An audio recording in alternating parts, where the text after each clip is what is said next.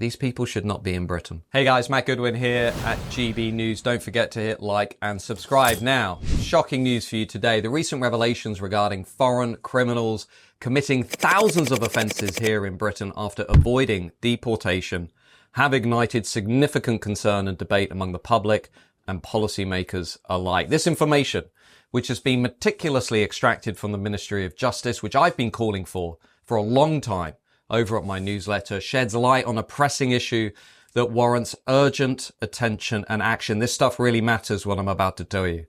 Let's get into the shocking statistics. The data presents a very troubling picture of the impact of foreign criminals here on British communities and our society.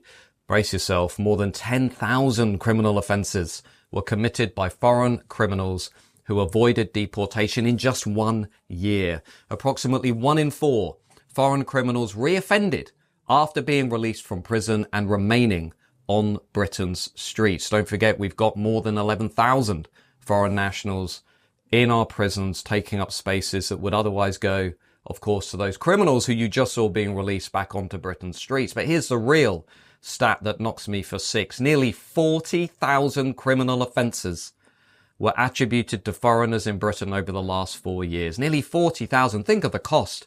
The policing, the resources, the paperwork, all of that. Unbelievable figures. These alarming figures represent a 25% increase from the previous year, with 3,235 foreign offenders released from jail, accounting for, on average, 3 crimes each. Remarkable reoffending rates, very depressing. The implications of these statistics are profound. They raise questions about the effectiveness of current immigration policies and the safety of British citizens. Behind every statistic lies a tragic story of lives lost and communities shattered. These are not just numbers. They reflect real individuals whose lives have been irrevocably altered by the failures of the system. Just look, for example, at Ernesto Elliott, a Jamaican criminal, was involved in a knife fight that resulted in the murder of a 35-year-old man after he had avoided deportation. This guy should not have been in Britain. Or what about Lloyd Byfield, another Jamaican drug dealer, evaded deportation and subsequently killed a young woman in her own home, highlighting the grave consequences of allowing dangerous individuals to remain in the country. These people should not be in Britain. Even more concerning are cases where deported criminals manage to re-enter the UK and commit further offences, like the Albanian gangster who was apprehended with loaded guns, £70,000 worth of drugs, after sneaking back into Britain after his deportation in 2015. This is an outrage. The British people deserve so much more than this. These incidents underscore not only the failures in deportation processes, but also the wider implications for public safety. We need to keep British people safe. The campaign for transparency, thankfully, is now underway. This troubling information has come to light only thanks to the persistent campaigning of people like me over at my newsletter, but also a handful of renegade MPs like Reform's Rupert Lowe, who's been really active in Parliament, pressing government departments to release this information. The campaign aims to compel the government, civil servants, the expert class, the people who tell us time and time again, trust the experts. Well, why don't you start treating British taxpayers with the respect and the decency they deserve by providing them with honest and comprehensive information regarding the impact of mass immigration on their country, on their communities, on their society. This push for transparency is absolutely crucial as it seeks to hold authorities accountable for their actions or lack thereof regarding immigration enforcement. We need this information. You cannot accuse the British people of misinformation while hiding information from them. The public deserves to know how many offenders exactly are evading deportation, what measures are being taken to address this issue, and how we can keep British people safe. To address this issue more effectively, there's an increasing demand, I think, for number one, regular reports to Parliament. I want a regular report every year that details the nationality, the visa status, the asylum status of every offender convicted in England and Wales. I want more transparency on crime rates, as well as things like welfare claims, tax contributions, usage of the National Health Service by nationality, visa type and immigration status. Let's be clear, this isn't about demonising people who come to Britain. This isn't about demonising people who play by the rules, who contribute to the collective pot, who respect our way of life. This is about actually coming up with a transparency which would facilitate much better informed policy decisions and promote a much more reasonable and mature public debate about immigration. We can't have that debate without information. It would also help dispel misinformation surrounding crime rates associated with migration, and it would foster a more constructive dialogue. Let's get all of this data out into the open. That's what I say. Let's have a serious discussion in this country about what's going on, who's in the country, what they're doing, whether they're playing by the rules. The British people need to see this. While current law mandates that the Home Secretary must deport foreign criminals who are jailed for more than 1 year, with discretionary powers for shorter sentences, the implementation appears woefully inadequate. In 2023, shockingly, just under 4,000 foreign offenders were removed from the UK. Yes, it's the highest number in 4 years, but it's still below pre-pandemic levels. Not enough is being done. As of September 2023, there were approximately 11,800 individuals liable for deportation who had been released into the community after completing their sentences, a figure that has roughly doubled over the last 5 years. Now, this trend raises serious concerns about public safety and the effectiveness of current migration enforcement strategies. If you look at the data, you'll see that several factors are contributing to these shortcomings. Legal challenges, which are often hindering deportation efforts. Let's be honest, we have an activist legal class which is fully invested in keeping criminals here in Britain. Some countries are also reluctant to accept their nationals back. Well, we should stop that by leaning on those countries by clamping down on things like overseas aid, dare I say it, visa programs, exchange programs, and saying if you don't play ball with us, we won't play ball with you.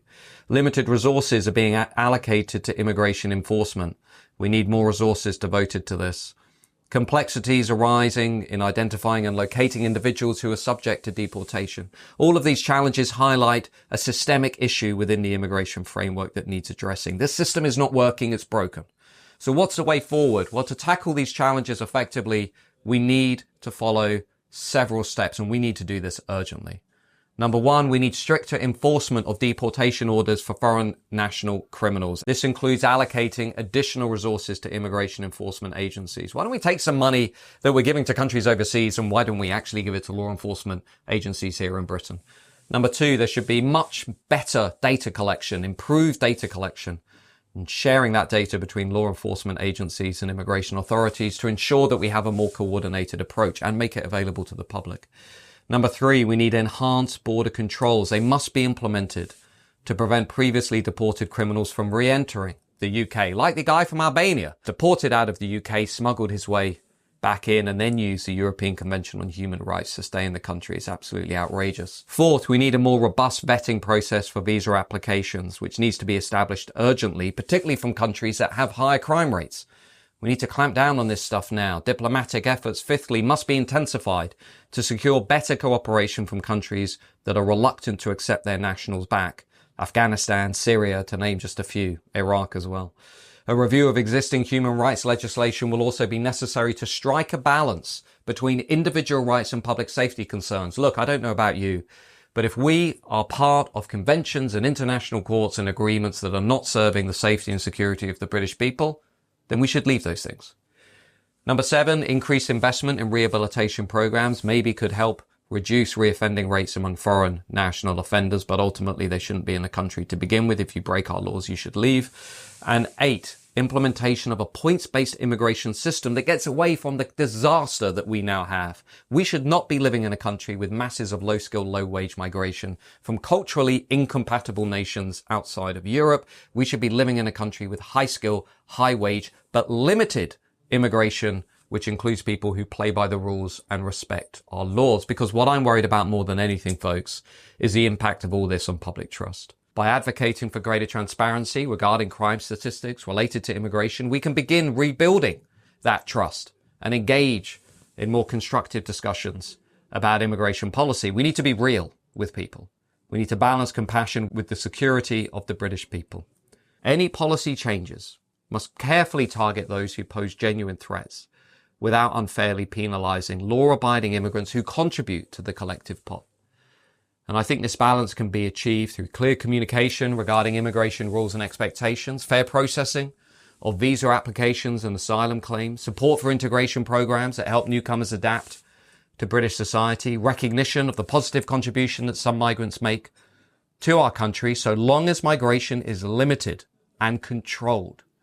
The British public, the British people deserve transparency and accountability regarding how immigration is impacting their society. And by advocating for comprehensive data collection, regular reporting on criminal activity related to immigration, we can finally ensure that policy decisions are grounded in facts rather than assumptions or political rhetoric. It's imperative we get this right, guys. We have to engage in an open discussion about these issues, free from political correctness. That's why we're doing this on GB News, because the legacy media has failed to have this debate, failed to have this discussion. So we need to effectively address the challenges that are posed by foreign criminals while ensuring the safety and well-being of British residents comes first. Now listen, thanks for listening. Don't forget to hit like and subscribe. If you agree with the content, drop me a comment. I'll read them all. But it's good to have you with us for now. Matt Goodwin. Speak to you soon.